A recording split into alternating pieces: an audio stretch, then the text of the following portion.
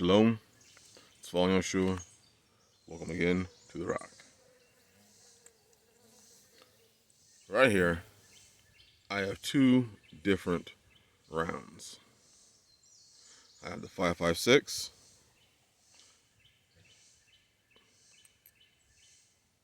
and then I have the 7.62 by 39. Both of these I consider very good rounds. But if I asked you which round was best, what would you say? I would say the 7.62 by 39 round, but that's for the applications that I have. I like the system that I fire this round out of, the AK-47. But I'm also a very big advocate, and I really do enjoy shooting the AR-15. The sisters, they like the AR-15s more than the AK-47. But if I asked you which one was better, you would give me an answer. And that answer would be largely, for most people, it's based on nothing. 1 Thessalonians chapter 5, verse 21. We're just going to focus on the first part of that verse. Says, prove all things and hold fast to that which is good.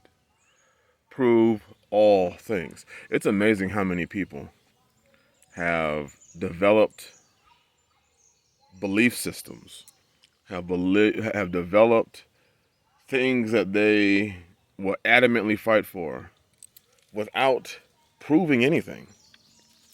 Not only have they not proved it, but it has not been proven by other people. I'm talking about proof. Proof, if you look up the word in the Greek, in the Thayer's definition, one of the words it uses is to prove, to examine, and to scrutinize.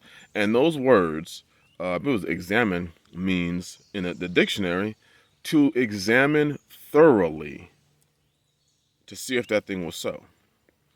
So when people argue about these two rounds, people will say things that they've read on the internet that just aren't true. You can't hit anything with the 7.62 by 39 past 200 yards. Lie. The 5.56 or the 2.23, the knockdown power in it sucks. That's also a lie. Is it as good as the 7.62 by 39? No. People say that the AR-15 platform is not reliable. That's also a lie. See, people have this habit of regurgitating things that they don't know what they're talking about. They have no clue what they're talking about. They're just repeating what somebody else said without proof. And I see this in today's system. I see this in talking to people. Most people's beliefs they've never proven what they believe. They just believe it. Most people go to church today, to your assembly, to your ministry, and they'll say, I believe him because he's a man of God. And I'm like, the Bible says prove all things and hold fast to that which is good. Prove all. Has he been proven? Well, no, most of your pastors and teachers can't be proven. Because if you dare were to actually try to prove, they'll tell you some story about how, well, you can't do that, because they'll try to equate what you're doing to what Miriam and Aaron did to Moses. And they'll say, you need to be careful because you're going to come out with leprosy. Miriam got leprosy. They'll say some stuff like that. And they'll fear you into it. They'll equate themselves to being Moses and you to being Miriam or Aaron. And they fear you into getting back in line. Same thing these systems do, the government does. All these people do it. They haven't been proven. In fact, most times, they've been proven the exact opposite. They haven't been proven. Well, they got on the internet and somebody said good, that they did, that they're a holy people. Okay, but you can also find people that say the exact opposite. So that means it's time for you to go prove it. And you can't prove it, because how many of your people today and your leaders are going to actually sit down and take questions? They're going to tell you, look at my example. I'm building this. I'm doing that. I'm doing this. I'm doing that. What are you doing? And they prove themselves by making you look like shit. That's how they prove it. They prove themselves by always trying to compare what they're doing to what you're doing. Well, It'd be easy for me to build a doggone wonderful homestead if I had money coming in from 20, 30, 40, 50, 100 people if I was collecting tithes and offerings and people were doing the work for me. See my t-shirt? The reason it looks like this is because I have to do the work. I have to. I don't have a bunch of servants running around doing the work for me. That's why a lot of people say, hey, why didn't you get back to me with their email? Well, I'm sorry I didn't get back to you with your email because I don't have a bunch of people doing the work for me where I can sit down in an air-conditioned room and answer emails all day.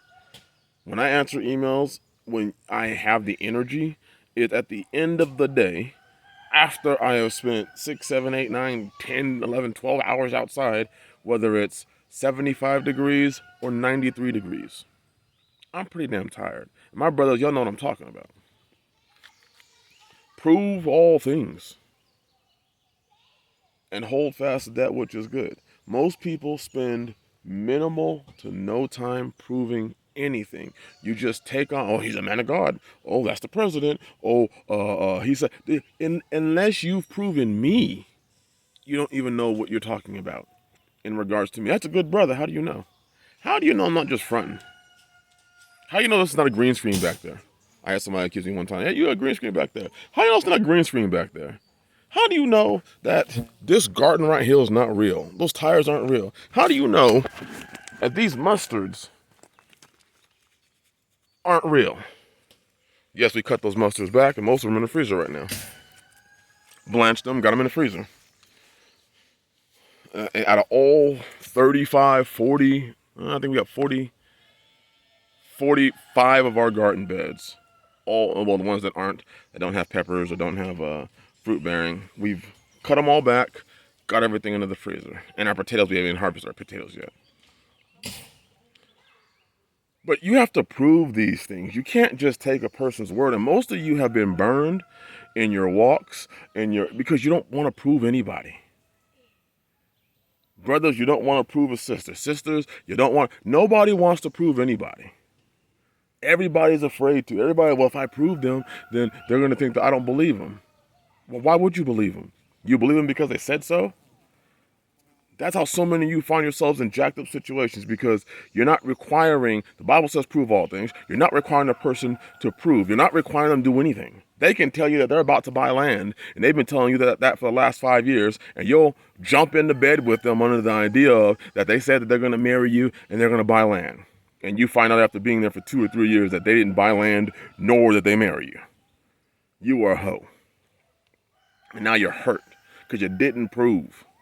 You jump into this church, you get abused, you get used, you get kicked around, and you didn't prove. And when you were there, you saw things that were actual proof. When you see things that are unbelievable, when you see wickedness, when you see bullshit right in front of your eyes, there's the proof. There's the proof. Prove all things. There's the proof, and you act like you didn't even see it. Well, prove all things. If you've ever invested money in anything, don't you require proof? If you ever bought, stocks, bonds, even crypto, if that's your thing, didn't you actually look at the graphs, or did you just take somebody's word because some financial analyst said that, this, coin is about to jump to the moon, and you went out and bought, $10,000, $20,000 of it, and it dropped 25% in the first week? Did you prove anything? No, I just, listen to what so-and-so said. And that's the problem with most of you, is that you don't read the book for yourself. You don't analyze. You don't test things for yourself. You don't do anything for yourself. Your testing of other people is going onto the internet, going onto social media, and watching a bunch of videos about a person. And while those things can be used, that's not a proof. That's not you proving. Proving and testing somebody requires you to do something. And most of us are too damn lazy to do it. Most of us don't want to put in the work to do it. Just be honest. Most of us don't want to do that. So we put the work, we give somebody else the opportunity. We give somebody else the obligation of doing it. You want to know if a man's good Or if a pastor's good, you go on the internet. Well, you got pastors out there that have told their members to make nothing but positive videos out there. Put positive videos out there so that people look up my name. All you're going to see is good videos about me. But the pastor could be abusive. The leader could be abusive. And there are leaders that have told their congregation this. Make nothing but good videos about me. All Christian churches in the faith, I have heard this thing countlessly from, oh yeah, go out there and put some good videos out there about me. Go out there and say some good things about me. So when they look up my name, there's nothing but good stuff that comes up. So you got delusional people doing videos about somebody, and you go and look the video up. And what do you find? You have to do the proving. Stop being lazy. Stop being apathetic. Stop being pathetic. And get off your ass and do something. Prove something. You see my gardens back there. I told you we harvested most of them. You can see they're going all the way down. So a lot of them are still bearing, the mustard greens. I proved them. Those curly leaf mustards, 95 degrees, doesn't faze them. Proof. So if you want greens to grow through the summer, those curly leaf mustards, they produce heavily. When they get some water, they shoot up. See this little wait, where are they? Right there. They shoot up, proved them. My kales, they started to die back. We cut them all off. We cleaned them. We blanched them. We got them in the freezer. The mushrooms, we cut those back also probably a couple weeks ago. About a week ago. And look at them right now. Proof. You have to be the one to prove things. And if you're going to listen to what somebody else says, you might want to prove that person whose information you are taking.